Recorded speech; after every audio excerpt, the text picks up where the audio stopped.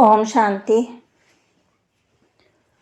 30 मार्च 2026 के बाबा के मधुर महावाक्य।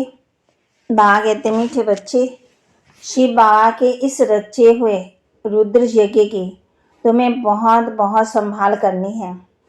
ये है बेहद का यज्ञ स्वराज्य पाने के लिए। शिव बाबा के इस रचे हुए रुद्र यज्ञ की तुम्हें बहुत बहुत संभाल करनी है। ये है बेहद का यज्ञ स्वराज्य पाने के लिए।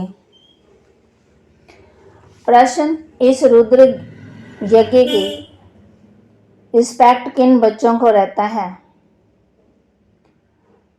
इस रुद्र यज्ञ का रिस्पेक्ट किन बच्चों को रहता है? बाबा कहते, जो इसकी विशेषताओं को जानते हैं, उन्हें पता है कि इस रुद्र यज्ञ में हम कौड़ी से हीरे जैसा बनते हैं।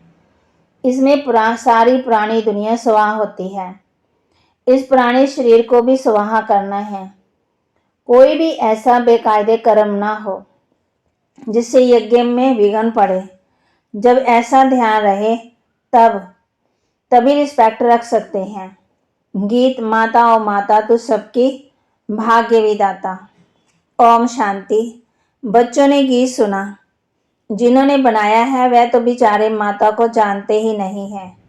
नाम सुना है जगत अम्बा, परंतु वह कौन थी, क्या करके गई, ये किसी को भी पता नहीं सिवाय तुम बच्चों के। जगत अम्बा है तो जरूर बाप भी है, बच्चियां भी हैं और बच्चे भी हैं। जो जगत अम्बा के पास जाते हैं उनकी बुद्धि में ये समझ नहीं है, सिर्फ मूर्ति मना बुद्ध मना पुजारी है। देवी के आगे जाकर कहते हैं सुख दो, शांति दो। अब ये स्वराज राजेश अश्वमेघ अविनाशी रुद्र ज्ञान यज्ञ है। इसका करेक्टर है माता पिता तत्व। तुम भी यज्ञ के करेक्टर हो। तुम सब बच्चों को इस यज्ञ की बड़ी संभाल करनी है। यज्ञ के लिए बहुत रिस्पेक्ट रहना चाहिए। यज्ञ की पूरी संभाल की जाती है।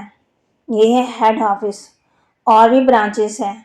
मम्मा बाबा और तुम बच्चे अपना भविष्य हीरे जैसा बना रहे हो इस यज्ञ के द्वारा। तो ऐसे यज्ञ की कितनी संभाल और इज्जत रखनी चाहिए, कितना लव होना चाहिए। ये हमारी मम्मा जगत अम्बा का यज्ञ है। मम्मा बाबा का यज्ञ तो हमारा यज्ञ की वृद्धि करनी होती है कि यज्ञ में आकर बहुत बच्चे अपने बाप से वर्षा लेवें, बल खुद नहीं ले सकते, खुद को फुर्सत नहीं है। अच्छा औरों को निमंत्रण देना चाहिए। इसका नाम ही है राजेश अश्वमेघ ज्ञान यज्ञ, जिससे स्वराज्य मिलता है। इस यज्ञ में पुराने शरीर का भी स्वाहा करना होता है। बाप का बन जाता है, बाप का बन जाना है। यज्ञ कोई मकान नहीं है, ये है बेहद की बात, जिस यज्ञ में सारी विश्व स्वाहा होनी है। आगे चल तुम देखना है इस यज्ञ का कितना रिगार्ड रखते हैं।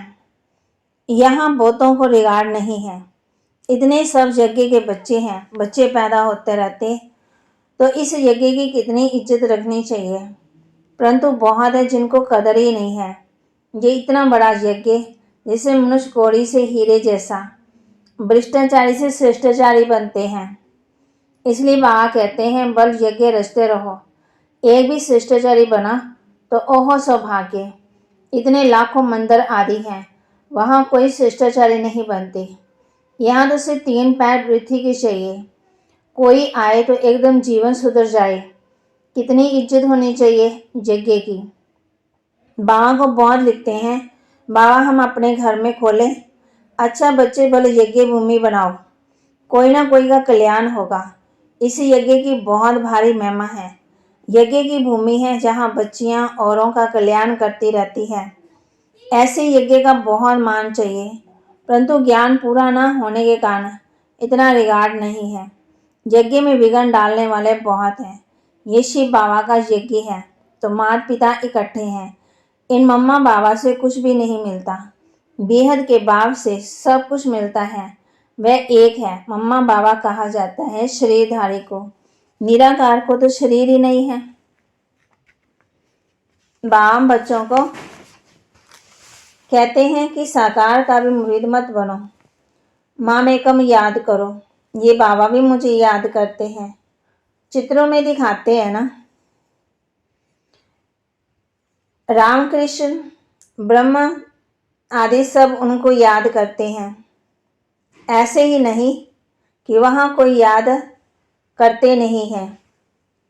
उनको प्रारब्ध मिल गई, उनको याद करने की क्या दरकार है। हम पतित बने हैं, हमको ही पावन बनने के लिए याद करना है। महिमा एक ही है, उनके सदके इनका मान है। तुमको कोई भी देहधारी को याद नहीं करना है। देहधारी से उनका परिचय मिलता है, लेकिन याद तुमको कोई भी देहधारी को याद नहीं करना। बाप कहते हैं याद उनको करना है। बाबा भी देहधारी है, सब परिचय देते हैं, परंतु बहुत ऐसे भी बेसमझ बच्चे हैं जो कहते हैं हम तो डायरेक्ट शिव बाबा की प्रेरणा से ज्ञान ले सकते हैं। अगर ऐसा होता तो फिर इस रथ में उनको आने की क्या दरकार पड़ी है। ऐसे भी जो समझते हैं इस साकार से हमारा क्या काम। बाप कहते हैं मन मना भव, उनको याद करो, परंतु थ्रू इनके कहते हैं। फिर नंबरवार रिगार्ड रखना होता है। रिगार्ड वही रखेंगे जो नंबरवार गद्दी पर बैठने वाले होंगे। मम्मा बाबा पहले बैठेंगे राज गद्दी पर, फिर उनको फॉलो करना है। बहुत प्रजा बनानी पड़े, पदवी बहुत ऊंच है, डरने की कोई बात ही नहीं है। एरोप्लेन में कोई नए चढ़ते हैं कि जैसे डरते हैं। कोई तो देखो चंद्रमा के ऊपर जाते रहते हैं। प्रैक्टिस की बात है ना, परंतु उनसे फायदा कुछ नहीं है। ये तुम जानते हो, वह समझते हैं कि हम मून के ऊपर भी राजधानी बनाएंगे, परंतु ये कुछ भी होना नहीं है, डाउनफॉल होना है। डाउनफॉल। और बाप कहते हैं चढ़ती कला उतरती कला, तुम बच्चे ही समझते हो। चित्र भी हैं, ये लक्ष्मी नारायण राज्य करते थे। धारणा के लिए मुख्य सार, अपने इस रुद्र यज्ञ का बहुत बहुत रिस्पेक्ट रखना है। यज्ञ का वातावरण बहुत शुद्ध पावरफुल बनाने में सहयोगी बनना है। इसकी प्यार से संभाल करनी है। अपने का पास कुछ भी छिपा कर नहीं रखना। दिल साफ तो मुराद हासिल। इस यज्ञ की कौड़ी कौड़ी अमूल्य है, इसलिए कौड़ी भी व्यर्थ नहीं गंवानी है। इसकी वृद्धि में सहयोग देना है। वरदान, तीनों कालों को सामने रख, हर कार्य में सफल होने वाले सदा विजयी भव। तीनों कालों को सामने रख, हर कार्य में सफल होने वाले सदा विजयी भव। लौकिक गति में भी जो समझदार होते हैं वे आगे पीछे सोच समझ कर कदम उठाते हैं। ऐसे यहाँ भी आप बच्चे जब कोई कार्य करते हो तो पहले तीनों कालों को सामने रखकर फिर करो। सिर्फ वर्तमान का नहीं देखो, बेहद की समझ धारण करो और विजयपन के निश्चय के आधार पर व त्रिकालदर्शीपन के आधार पर हर कर्म करो, हर बोल बोलो, तब कहेंगे अलौकिक व असाधारण। स्लोगन, हद के किनारों को छोड़ एक बाप को सहारा बना लो तो पार हो जाएंगे। हद के किनारों को छोड़ एक बाप को सहारा बना लो तो पार हो जाएंगे। अव्यक्त इशारे, निश्चय की फाउंडेशन को मजबूत कर सदा निर्भय और निश्चिंत रहो। कई बच्चे समझते मैं स्वयं को जानता हूँ कि मैं ठीक हूँ, दूसरे नहीं जानते वह दूसरे नहीं पहचानते। आखिर पहचान ही लेंगे वह आगे चलकर, देखना क्या होता है।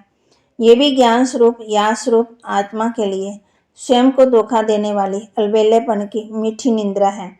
जिन बच्चों के निश्चय का फाउंडेशन मजबूत है वह कभी छिप नहीं सकते, वह सदा निर्भय और निश्चिंत रहते हैं। बाप कहते, जिन बच्चों की निश्चय का फाउंडेशन मजबूत है वह कभी भी छिप नहीं सकते, वह सदा निर्भय और निश्चिंत रहते हैं। तो बाबा के महावाक्य को लाइक करें, शेयर करें, सब्सक्राइब करें और अपने जीवन में जरूर जरूर धारण भी करें। ओम शांति। तो बाबा ने आज हम बच्चों को होमवर्क दिया है। हद के किनारों को छोड़ एक बाप को सहारा बना लो तो पार हो जाएंगे। बाबा कहते हैं अगर पार होना है ना तो क्या करो, हद के किनारों को छोड़ एक बाप को सहारा बना लो तो पार हो जाएंगे। ओम शांति।